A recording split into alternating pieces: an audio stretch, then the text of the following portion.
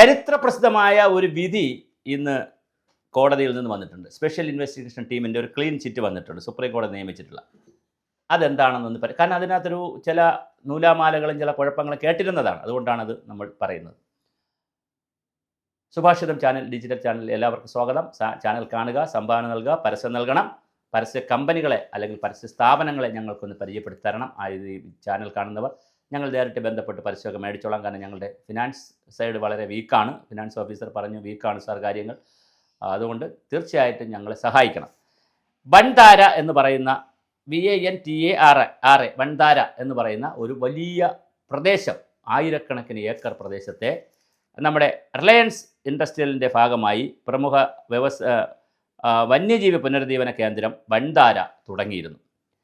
ഈ വൻധാര തുടങ്ങിയപ്പോൾ തന്നെ നമ്മുടെ നാട്ടിൽ നല്ലത് ചെയ്താലും ചീത്ത ചെയ്താലും കുറേ ആളുകൾ വരും. പരിസ്ഥിതിയെ ഒട്ടും തൊടാതെ നമുക്ക് മുമ്പോട്ട് പോകാൻ പറ്റത്തില്ല. പരിസ്ഥിതിയെ മുച്ചൂട് മുടിച്ചുകൊണ്ട് മുമ്പോട്ട് പോകുന്നതും ശരിയല്ല. ആനയ്ക്ക് സർജറി നടത്താൻ പറ്റുന്ന, മൃഗങ്ങൾക്ക് സർജറി നടത്താൻ പറ്റുന്ന വളരെ അപൂർവ സ്ഥലങ്ങളിൽ ഒന്നാണ് ഈ വൻധാര. ഞാൻ വൻധാരയെ ന്യായീകരിക്കുകയല്ല.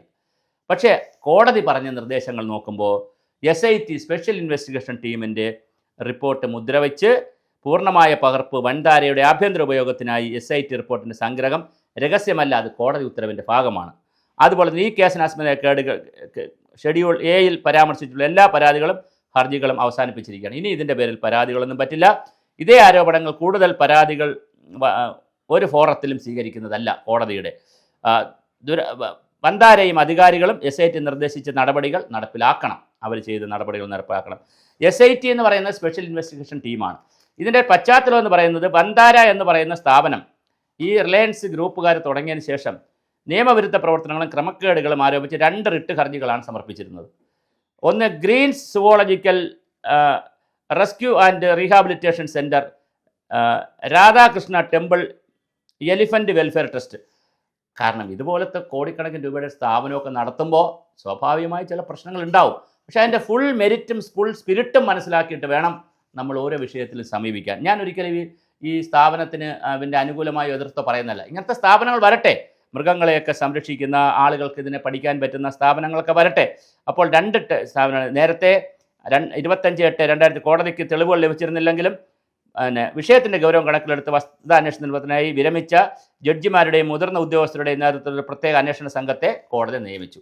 അപ്പോൾ കോടതിയുടെ പ്രധാന കണ്ടെത്തലുകൾ ഇതാണ്: നിയമലംഘനങ്ങളൊന്നുമില്ല, ഒരു നിയമലംഘനവുമില്ല. Wild life protection act 1972, rules ZEA മാർഗനിർദ്ദേശങ്ങൾ, കസ്റ്റംസ് ആക്ട്, FEMA, PMLA അല്ലെങ്കിൽ സൈറ്റ്സ് CITS എന്നിവയുടെ ലംഘനങ്ങളൊന്നും കണ്ടെത്തിയിട്ടില്ല. നോക്കൂ, ഒരു സ്ഥാപനം ഇത്രയൊക്കെ ചെയ്യുകയാണെങ്കിൽ നല്ലതല്ലേ? എല്ലാ ഏറ്റെടുക്കലുകളും ഇറക്കുമതികളും ശരിയായ അനുമതിയോടെയും രേഖകളോടെയാണ് ചെയ്തിരിക്കുന്നത്. വളരെ സൂക്ഷ്മതയോടെ ചെയ്ത് മൃഗങ്ങളുടെ ക്ഷേമവും ക്ഷേമം, പരിപാലനം, വെറ്റിനറി സൗകര്യങ്ങൾ എന്നിവ നിശ്ചിത മാനദണ്ഡങ്ങളെക്കാൾ മുകളിലാണ്. അപ്പോൾ അങ്ങനെയൊക്കെ ഒരാൾ ചെയ്യുകയാണെങ്കിൽ ചിലപ്പോൾ ഒരു വൈകാരികമായി ഇത് ചെയ്യുന്നതായിരിക്കും. അതിന് നമ്മൾ സപ്പോർട്ട് ചെയ്യല്ലേ വേണ്ടത്.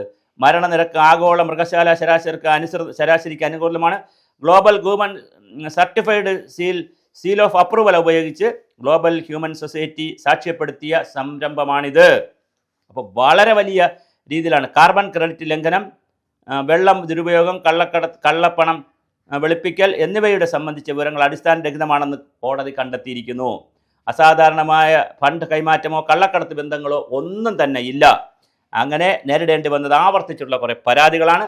എന്തായാലും വൻധാരയുടെ ആളുകൾക്ക് സന്തോഷിക്കാം. ഇത് വളരെ പ്രധാനപ്പെട്ട, രാജ്യത്തെ വളരെ പ്രധാനപ്പെട്ട ഒരു മൃഗപരിപാലന സംരക്ഷണ പുനരധിവാസ കേന്ദ്രമാണ്. ലോകത്തിൻ്റെ അതിനൊരു അത്ഭുതമായി വന്ന ഇതുപോലത്തെ സ്ഥാപനങ്ങൾക്കെതിരെ വർത്തമാനം പറയുന്ന ഏത് പരിസ്ഥിതി സംഘടനയായാലും, ഞാൻ പരിസ്ഥിതി സംഘടനയോടൊപ്പം നിൽക്കുന്ന ആളാണ്, പരിസ്ഥിതിക്ക് വേണ്ടി വാദിക്കുന്ന ആളാണ്.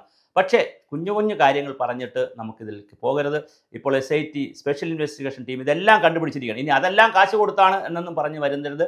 ഇനി അഥവാ ഈ വീഡിയോ കാണുന്ന ആരെങ്കിലും ഉണ്ടെങ്കിൽ, പരിസ്ഥിതി സംഘടനകളുണ്ടെങ്കിൽ മറ്റ് ഡീറ്റെയിൽസ് അയച്ചു തന്നാൽ തീർച്ചയായിട്ടും അത് നമുക്ക് നമ്മുടെ വീഡിയോയിൽ കൊടുക്കാവുന്നതാണ്.